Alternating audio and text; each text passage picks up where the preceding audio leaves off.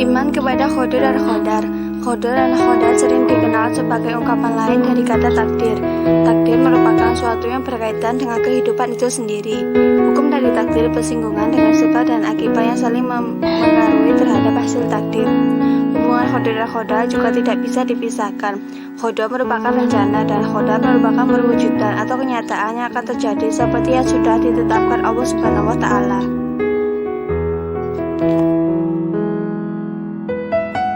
Pengertian Qadar dan Qadar.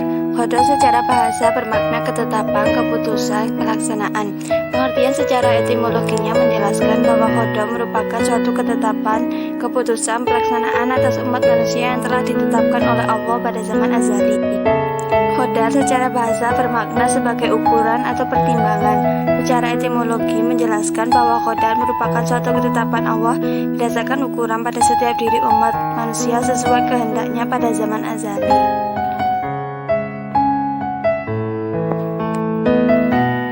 Hadis tentang Qadar dan Qadar.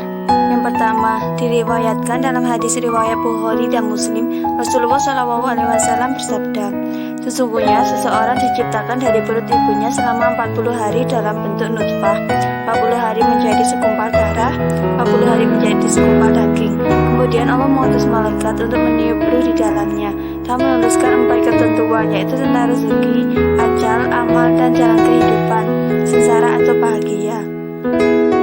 Yang kedua, dalam Al-Quran surat Al-Hijr ayat 21, dan tidak ada sesuatu pun melainkan pada sisi kamulah hasanahnya, dan kami tidak menurunkannya melainkan dengan ukuran tertentu. Macam-macam takdir. Yang pertama yaitu takdir mu'alaq. Takdir mu'alaq masih bisa berubah jika manusia berusaha mengubahnya. Misalnya seseorang yang miskin bisa menjadi kaya, ingin pintar, dan lain sebagainya. Semua itu harus melewati proses usaha yang keras untuk mencapai semuanya.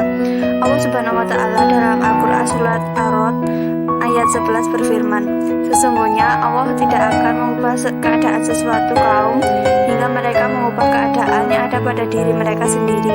Dan apabila Allah menghendaki keburukan terhadap sesuatu kaum, maka tak ada yang dapat menolaknya, dan sekali-kali tak ada perlindungan bagi mereka selain Dia.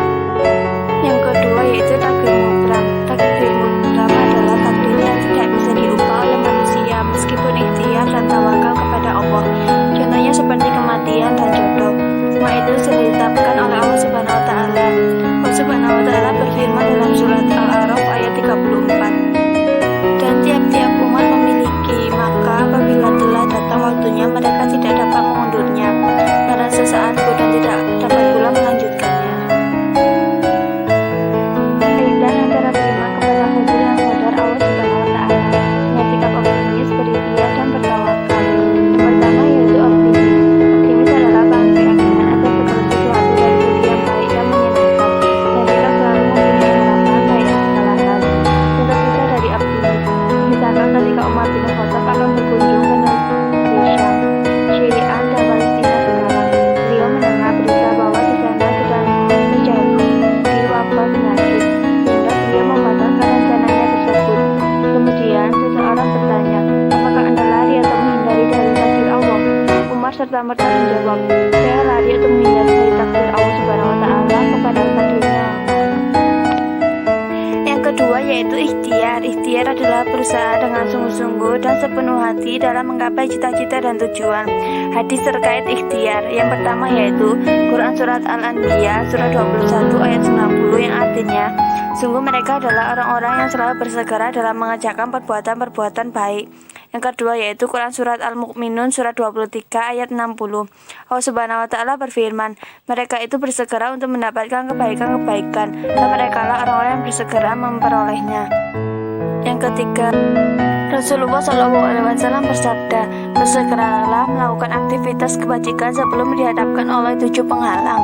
Akankah kalian menunggu kafiran yang menyisihkan, kekayaan melupakan, penyakit yang melegoti, penuaan yang melemahkan, kematian yang pasti, ataukah dajjal, kejahatan terburuk yang pasti datang, atau bahkan kiamat yang amat dahsyat.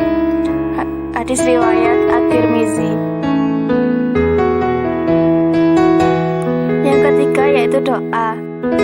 Doa adalah ikhtiar batin yang besar pengaruhnya bagi manusia yang meyakininya. Firman Allah Subhanahu wa taala, "Aku mengabulkan permohonan orang yang berdoa apabila ia berdoa kepadaku."